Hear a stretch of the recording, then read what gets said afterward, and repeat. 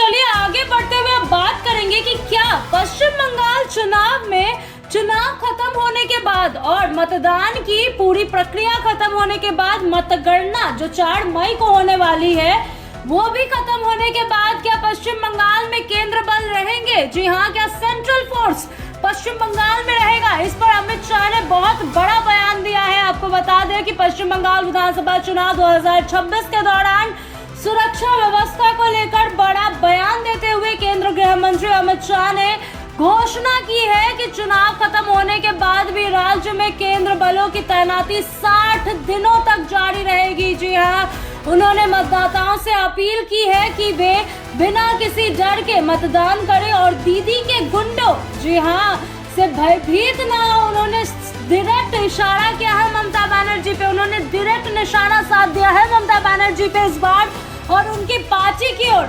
शाह ने कहा कि इलेक्शन कमीशन ऑफ इंडिया ने हर कोने में केंद्र सशक्त पुलिस बल यानी कि सीएपीएफ तैनात किया है ताकि चुनावी प्रक्रिया निष्पक्ष और शांतिपूर्ण तरीके से हो सके। शाह ने बयान दिया है कि पश्चिम बंगाल के बेहाला में एक रैली के दौरान दिया है जहां 29 अप्रैल को अंतिम चरण का मतदान होना है। 294 सदस्य विधानसभा के लिए पहले चरण का मतदान 23 अप्रैल को 152 सीटों पर हो चुका है। अपने संबोधन में शाह एक खुले वाहन पर खड़े होकर समर्थकों का अभिवादन करते नजर आए हैं और उन्होंने सड़कों के दोनों ओर जमा भीड़ पर फूल की वर्षा भी की, जिससे चुनावी माहौल और भी उत्साहित दिखा।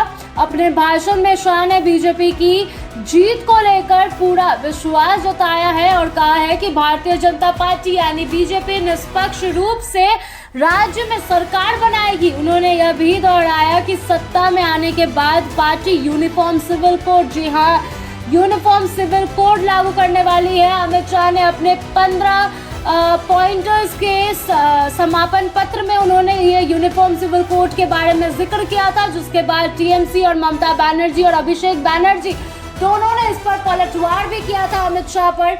तो वही यूनिफॉर्म सिविल कोड का फिर से जिक्र हुआ है। शाह ने कहा कि भारत में एक समान कानून होना चाहिए और बहुविवाह जैसे प्रथाओं को समाप्त किया जाएगा। उन्होंने यह भी जोर किया कि 4 मई के बाद किसी को भी बहुविवाह की अनुमति नहीं दी जाएगी। केंद्रीय गृह मंत्री ने यह भी दावा किया है कि अब तक चुनाव के दौरान कोई बड़ी हिंसा नहीं हुई है और एक भी मौत की खबर सामने नहीं आई है। उनके अनुसार चुनाव पूरी तरह शांतिपूर्ण तरीके से कराया जा रहा है। हालांकि उन्होंने टीएमसी पर राजनीतिक हिंसा को बढ़ावा देने का आरोप लगाते हुए चेतावनी दी कि अगर बीजेपी सत्ता में आती है तो दोषियों के खिलाफ कड़ी कार्रवाई की जाएगी।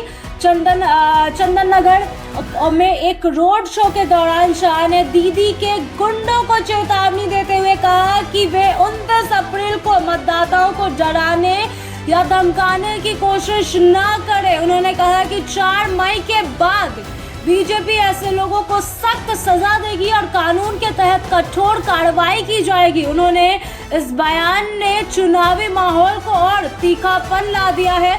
चुनाव आयोग ने पहले ही स्पष्ट किया है कि राज्य में चुनाव के बाद भी केंद्र बलों की तैनाती जारी रहेगी। आयोग के अनुसार लगभग 500 सीएपीएफ कंपनियां राज्य में अगले आदेश तक तैनात रहेंगे। जी हाँ, अगले आदेश तक उन्हें वहां तैनात किया जाएगा और वो वहीं पे रहेंगे। प्रत्येक कंपनी में लगभग 100 जवान होते हैं यानी करीब 50,000 सुरक्षा कर्मी पोस्ट पोल ड्यूटी के लिए मौजूद रहेंगे। पूरे चुनाव के दौरान रिकॉर्ड 2450 केंद्रीय अर्धसैनिक कंपनियां यानी कि करीब 2.5 लाख जवान तैनात किए गए हैं, जिनमें से 2321 कंपनियां विशेष रूप से दूसरे चरण के मतदान के लिए तैनात की गई थी।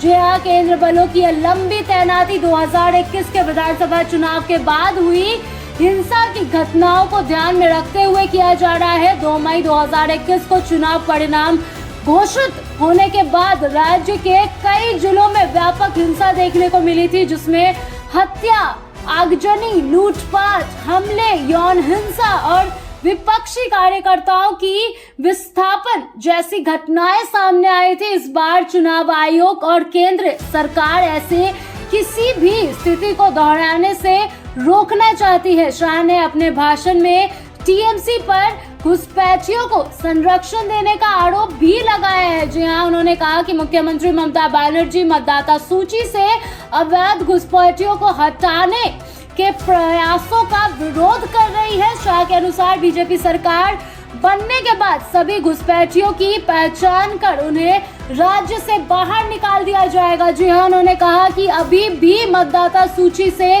कुछ नाम हटाए गए हैं और यह प्रक्रिया आगे और तेज होगी। इसके अलावा शाह ने टीएमसी पर धार्मिक मुद्दों को लेकर भी हमला बोला। उन्होंने आरोप लगाया कि टीएमसी, जी हाँ, उन्होंने आरोप लगाया कि पार्टी के कुछ सहयोग पश्चिम बंगाल में बाबरी मस्जिद बनाने की बात कर रहे हैं। शाह ने स्पष्ट कहा कि बंगाल भारत का हिस्सा है और यहाँ ऐसी किसी भी योजना को लागू नहीं होने दिया जाएगा। उनके इस बयान के चुनावी विमर्श को और भी अधिक ध्रुवीकृत कर दिया है। कुल मिलाकर अगर बात करें तो पश्चिम बंगाल में चुनाव के बाद भी केंद्र बलों की तैनाती का फैसला सुरक्षा और कानून व्यवस्था बनाए रखने के लिए लिया गया है। खासकर 2021 जैसे हिंसा को रोकने के उद्देश्य से यह लिया गया है। वहीं अमित शाह के बयान और आरोप प्रत्यारोप ने चुनावी मुकाबले को और अधिक तीखा बना दिया है। अब नजर 29 अप्रैल यानी कल के अंतिम चरण के मतदान और उसके बाद आने वाले परिणामों पर टिका हुआ है, जो राज्य की राजनीतिक दिशा तय करेगा।